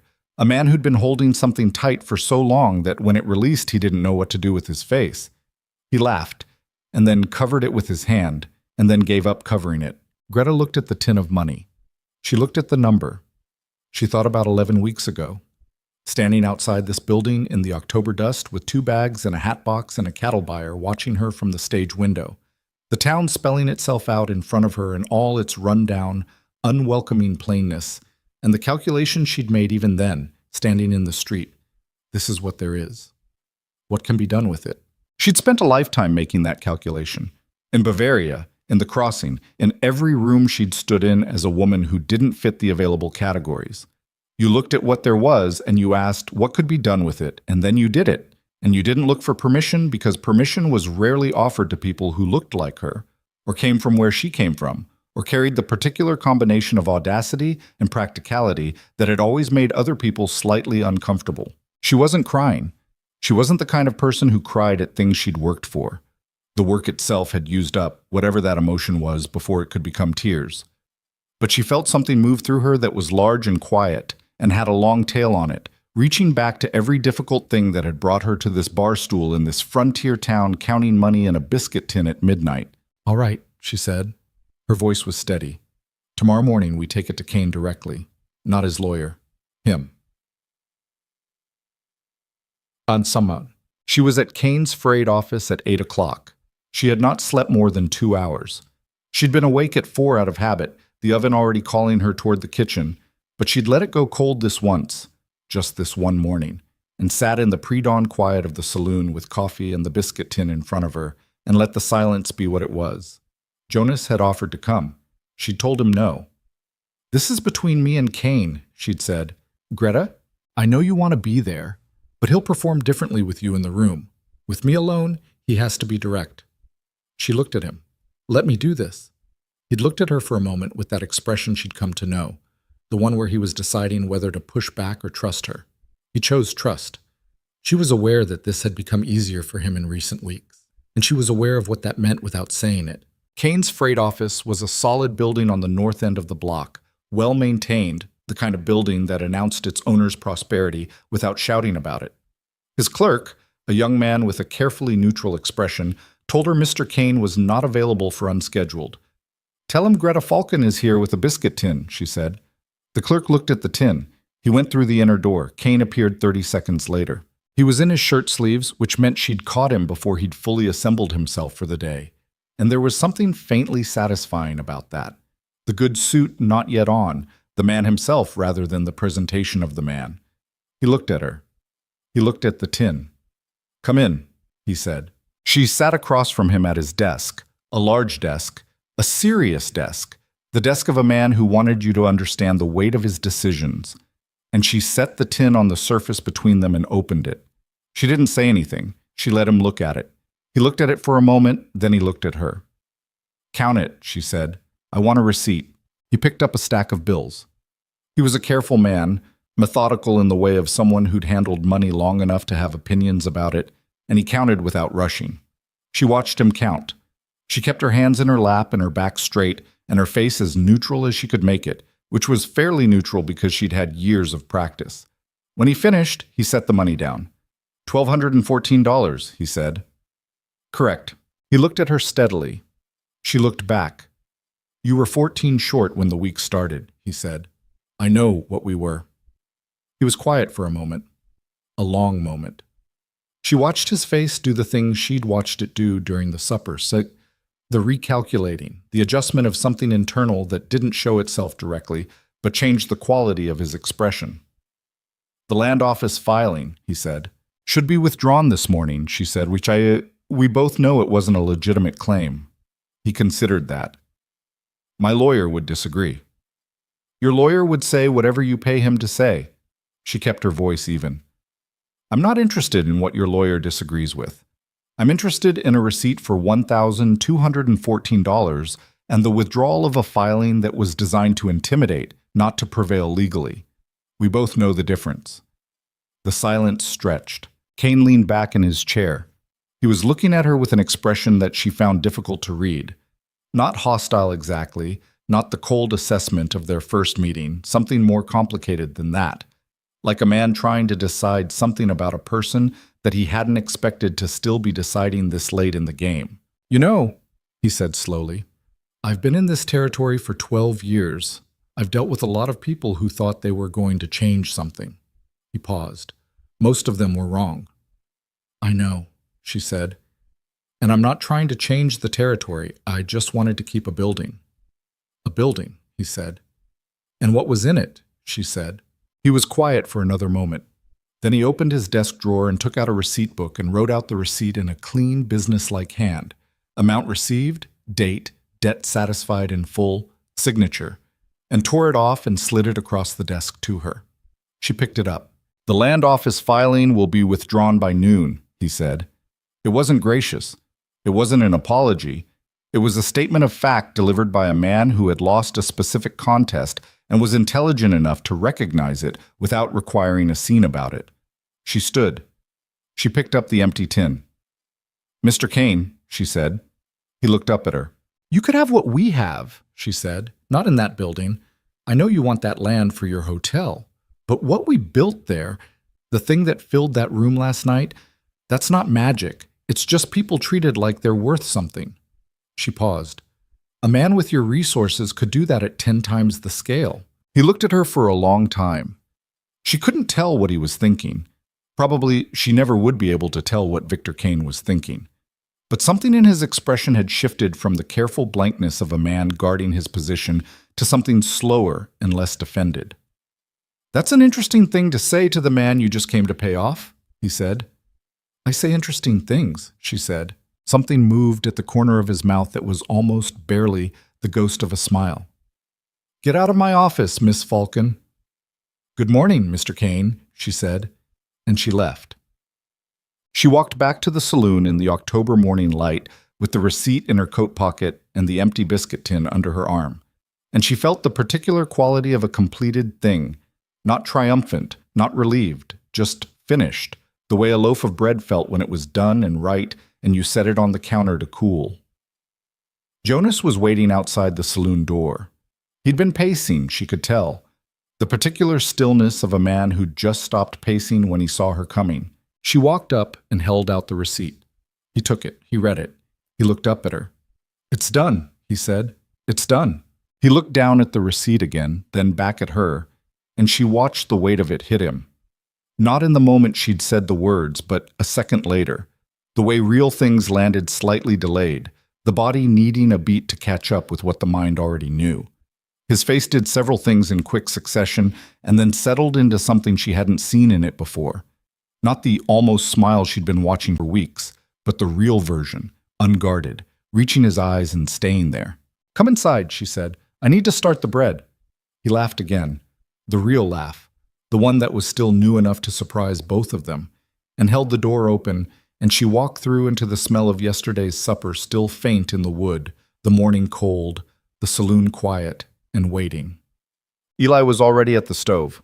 Of course he was. He had the fire going and the first dough batch set out on the counter, the flour measured with the imprecision of a child doing it by memory rather than weight, a bit heavy on the left side of the bowl.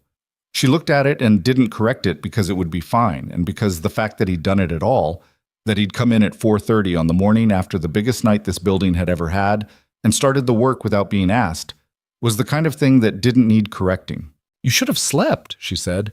"I slept enough," he said, which probably wasn't true. She looked at him, his serious face, his mismatched boots, the flour on his hands. She thought about what he'd said 2 days ago. It looks like the kind of thing people remember. She set the empty biscuit tin on the shelf above the stove where it would stay. "Eli," she said. He looked up. "After the morning rush, I want to talk to you about something." "About what?" "About whether you want to stay here," she said. "Properly. Not sleeping at the relay station. Here." He went still in the way he went still when something important was happening that he hadn't let himself anticipate.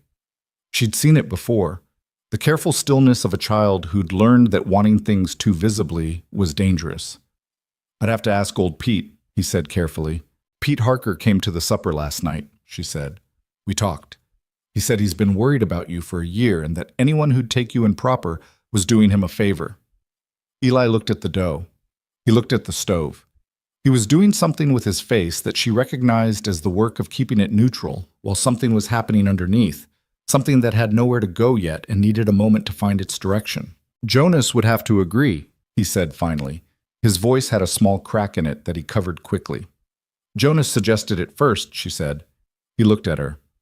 "Check the dough," she said. "It needs another 5 minutes." He turned back to the dough. His shoulders did something. A small release, a slight change in their set. The particular shift of a person putting something down that they'd been carrying for a long time without quite realizing how long. She started the coffee. Dale came in at 7, which was usual. He looked at the clean room, the set tables, the candles from last night replaced with fresh ones, the saloon restored to its morning self. He looked at Greta behind the bar. "How'd it go with Kane?" he said. No preamble, no other greeting. "Receipt in my pocket," she said. He picked up the bar rag. He wiped the counter in his slow, thorough way. "Good," he said. That was all. From Dale, that was everything. The morning rush came, as it had come every morning for 9 weeks now. The rail workers first, then the ranch hands, then the regular faces she knew by name and coffee preference, and the particular seat each one favored. They came in the room filled with noise and the smell of bread and coffee and soup, and Greta moved through it with Eli beside her and Dale at the bar. And Jonas came down the stairs at 8 and stood for a moment in the doorway between the back hallway and the main room, taking it in. She watched him watch it. The full tables, the voices, the bread baskets going out and coming back empty, the particular living quality of a room that was being used the way it was meant to be used. He caught her eye across the room. She tilted her head toward the kitchen. Bread's ready. And he nodded and moved toward the bar to help Dale, rolling up his sleeves as he went. And the morning continued. Set. There are things that a place can become if the people in it decide to let it. This is not a simple thing. It requires someone to see the possibility before it exists. To look at a failing saloon in a hard-luck frontier town and see not what it is, but what it could be if someone cared enough to push. That kind of seeing is a rare thing, and it doesn't come free. It costs something. It costs the comfort of the easy answer, the safety of small expectations, the protection of not trying. Greta Falcon had never been good at small expectations.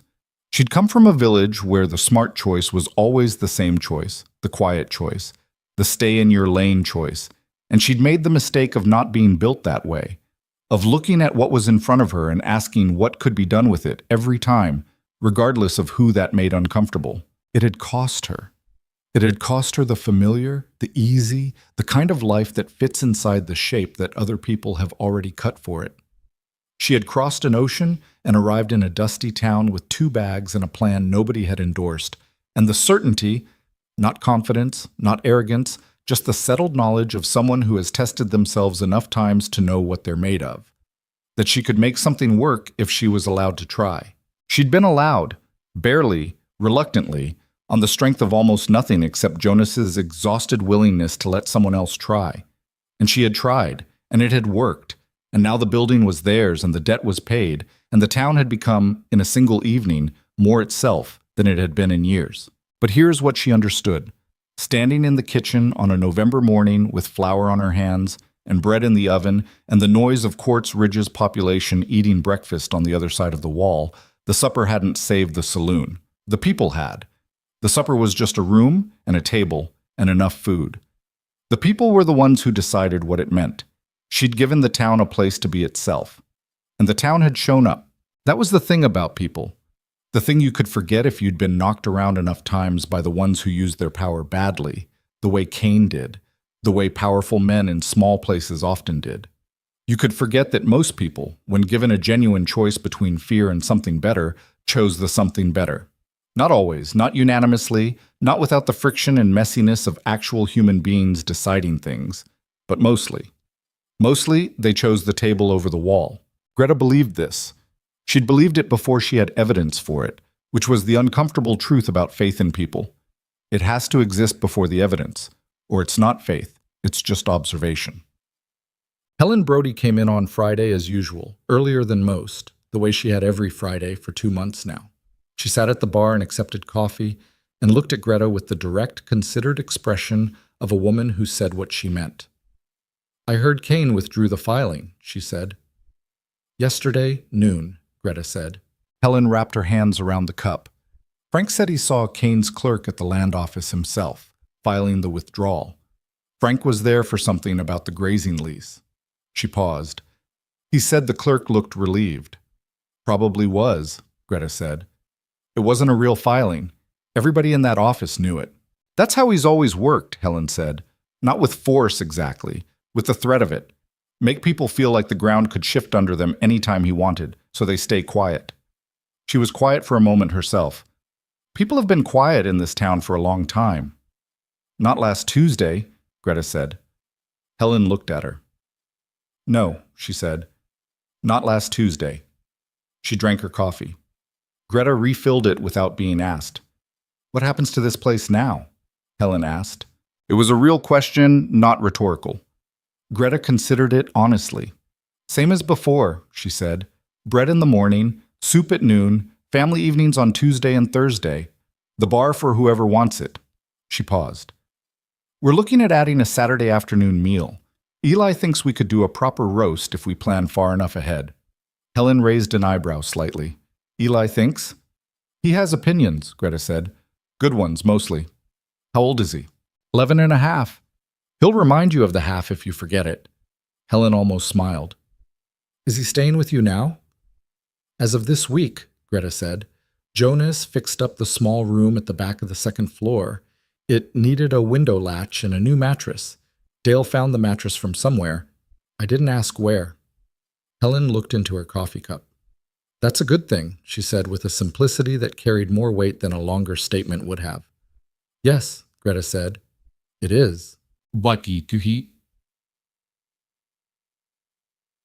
On a Saturday morning, 3 weeks after the supper, Jonas found her at the counter in the back kitchen, not baking, just standing there with a cup of coffee, looking at the oven. This was unusual enough that he stopped in the doorway. "What are you doing?" he asked. "Thinking," she said. "About?" She turned around. She looked at him. This man she'd agreed to marry 11 weeks ago based on a letter and a decision, and the particular pragmatism of someone who understood that you built a life from what was available, not from what was ideal. She'd known almost nothing about him then. She knew considerably more now.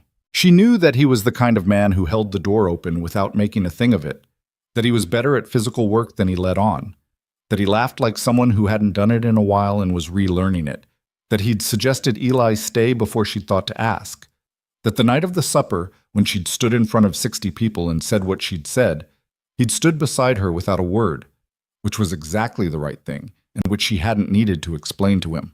These were not small things. "I was thinking," she said, "that we should set a date." He was quiet for a moment. "For the wedding. Unless you've changed your mind." "I haven't changed my mind," he said, quickly enough that she believed it. I wasn't sure you—" He stopped. Tried again. "When you came here, I wasn't what you'd have hoped for. I know that." "I didn't come here with hopes," she said. "I came here with a plan." "And how's the plan going?" She looked around the kitchen. The oven, the clean counter, the bread pans stacked in order by size, the biscuit tin on the shelf above the stove. She looked through the doorway at the main room, where Eli was setting up the morning tables with the efficiency of a child who'd found his work. "Better than projected," she said. Jonas leaned against the doorframe. He was smiling, the full version, still new enough to change his face, still the version that was better than the almost.